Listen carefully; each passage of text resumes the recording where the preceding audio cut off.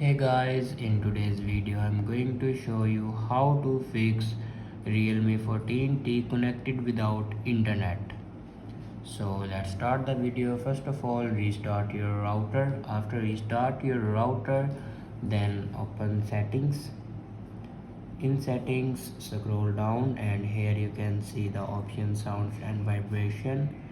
Now click on sounds and vibration and then click on do not disturb. Now here you can check your do not disturb. If you turn on your do not disturb, then turn it off. After turn off your do not disturb, then go back and scroll down and click on system and update. Now click on backup and reset. Now here you can see the option reset phone. Now click on it, and then on top you can see the option reset network settings. Now click on it, and here you can enter your password to reset your network settings. After reset your network settings, then go back to your home screen and restart your device.